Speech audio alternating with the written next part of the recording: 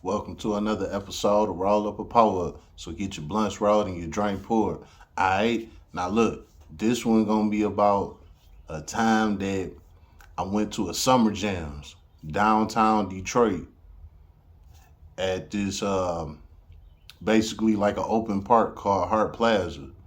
And I guess you could say that I witnessed a murder, but I didn't at the same time. Alright. Now look, summer jams, right?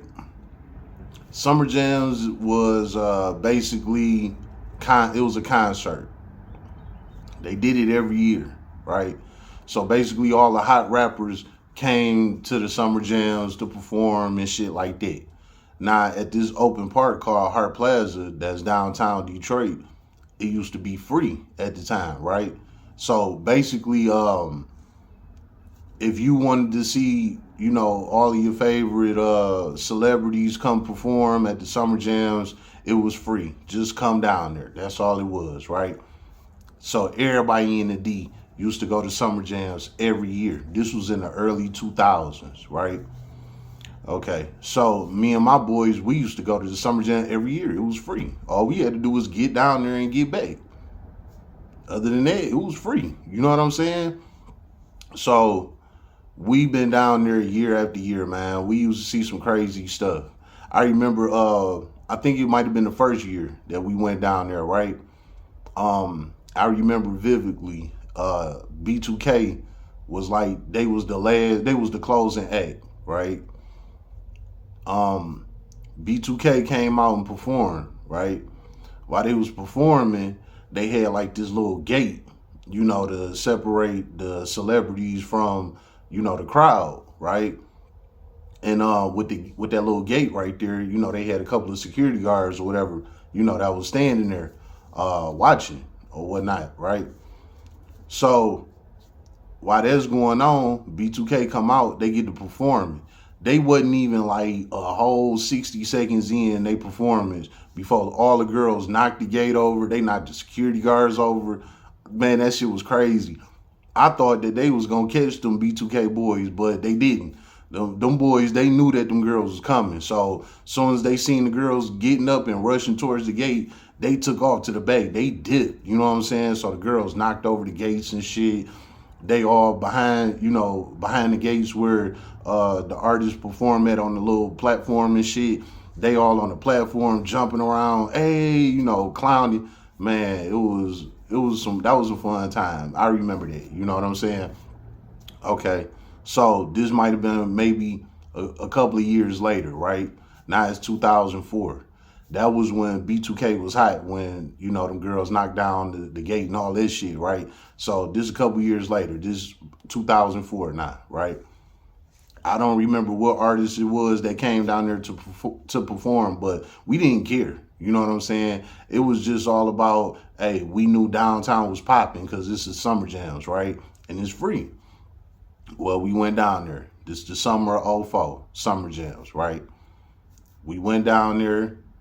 Everybody performed, did what they did. All right, it's time to go now, right? So we all on Jefferson Avenue. Jefferson Avenue is the strip that had Hart Plaza on it. That Jefferson is downtown Detroit, pretty much, While we on Jefferson, next thing you know, blah, blah, blah, blah, blah, blah, blah. You just hear gunshots go off. We hear the gunshots go off. We looking around. Everybody like, oh my God, he died, he died. Like, I didn't see the body, but I was there. I heard the gunshots and everybody said dog was dead and all of that. You know what I'm saying? Everybody just took off.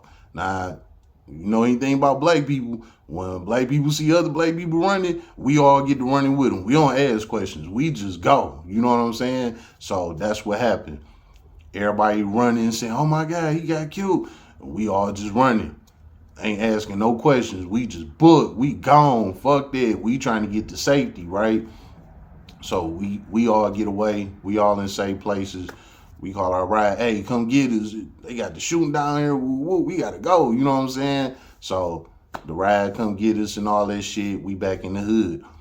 we talking about it like, damn, man, it's always some shit going on. You know what I'm saying? Like, we can't never have a good time without something stupid happening, right? Okay, that was that, right? Fast forward the tape. Now it's 2014. I'm in prison, right? Man, I was on my last year. I was just about to get out, right? It's 2014. I got out 2015. 2014, they had to transfer me to a prison named Lapeer. I had to take this violent offender program before I got released on parole. I know y'all see my eye keep watering. Sometimes my eyes be watering in the morning. I don't know. I always been like that. But anyway, I go to Lapeer to take this violent offender program so I can get released on parole, right? Well, while I'm there, I ran into this guy. He was a bald head, short dude. You know what I'm saying? I forgot his name, but he was a cool guy, you know. So in prison, you know, everybody telling their stories of why they in there and all of this shit, right? Well, dude told his story, you know. He said he was in there for life. So we like, damn, what happened? You know what I'm saying?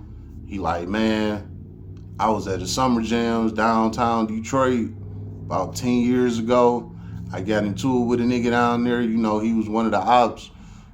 He like, my homies spotted him. He like, when my homies spotted him, they told me to get him. Now, he was the crash out. He was the enforcer. He was the one that was on that tip and his crew, right? So he like, you know, my homie said, get him. He down here. When they could have waited to catch him in the hood and all of that, but it was like an on-site type thing. And his homies told him to get him, so he got him. So basically, when they spotted dog, the homies like, get him. Bro ran up on him, up gun, blew his ass. Bye, bye, bye, bye, bye. While he telling the story, I'm like, man, that shit sound familiar as hell. I remember something like that. You know what I'm saying? So I'm like, what year was that? He was like, that was 2004. I'm like,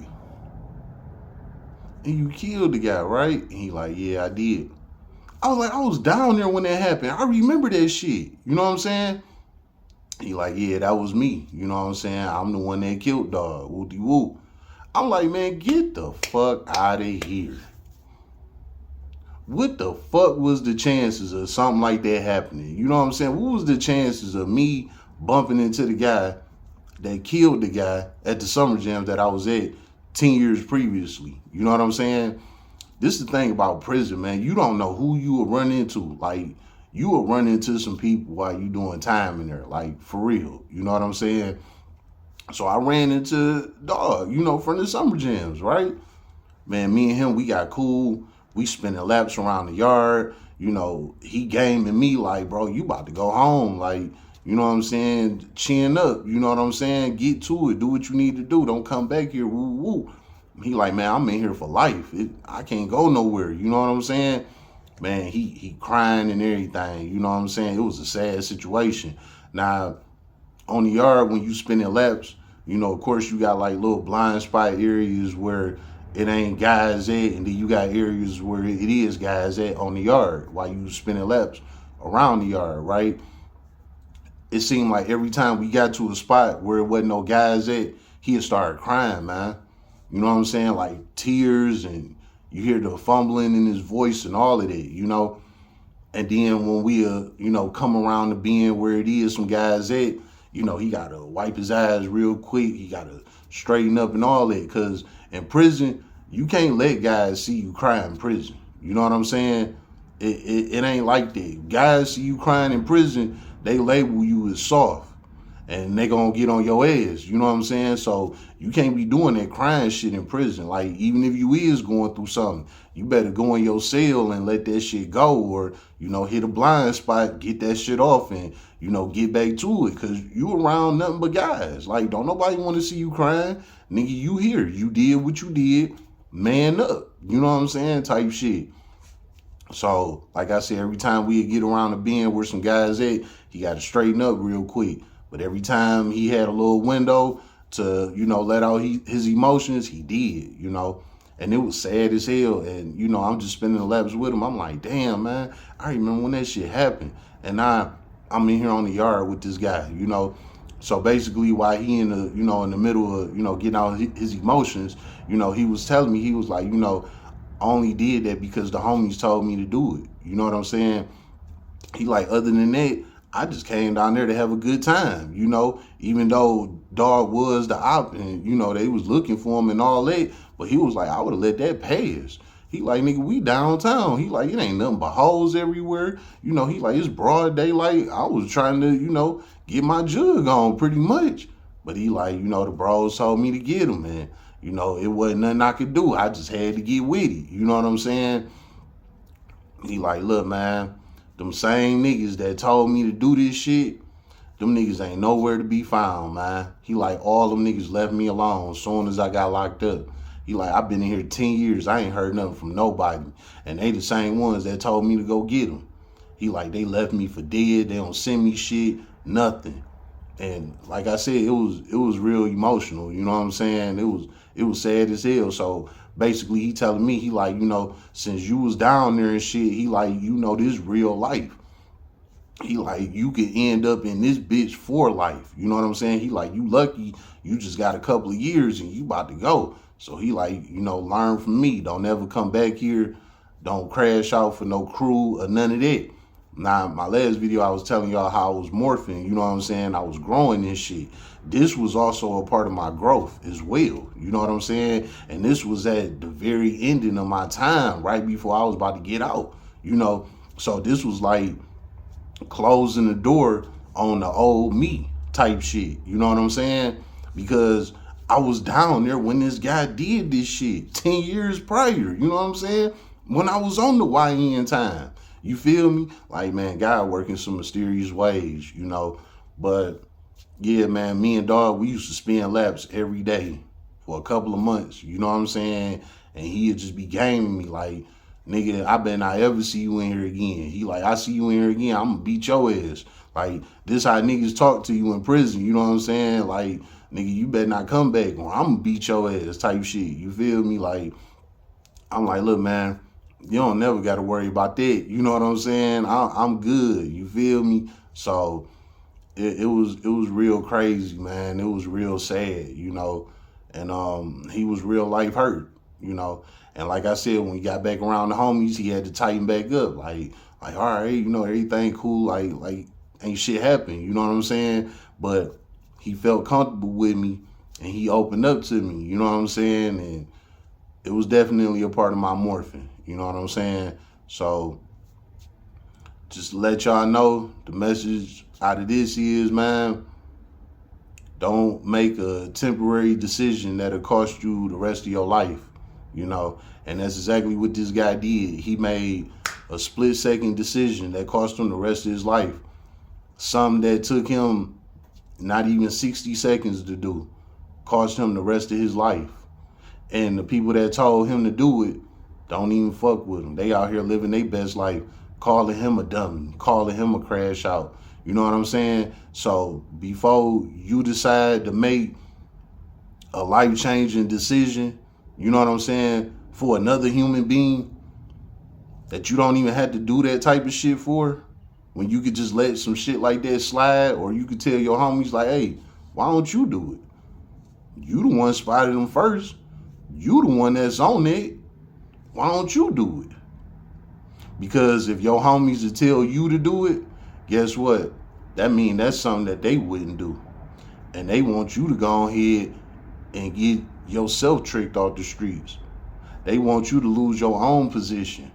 So now they take your position. But the position of yours that they take, they not going to make the same moves and decisions that you made. They just going to take your position. It's fucked up, man, but you just got to know when to use your own brain and say, you know what? You just trying to get me knocked off, and I ain't going to let that happen. And when something like that do happen, you make sure you let them know that you ain't a crash out, and you cut them off and you go on about your business. Because if you don't, you can end up behind bars just like this guy is. during the rest of his life and ain't gonna never get out. It's been another episode of Roll Up a Power Up. So get your blunts rolled and your drink poured.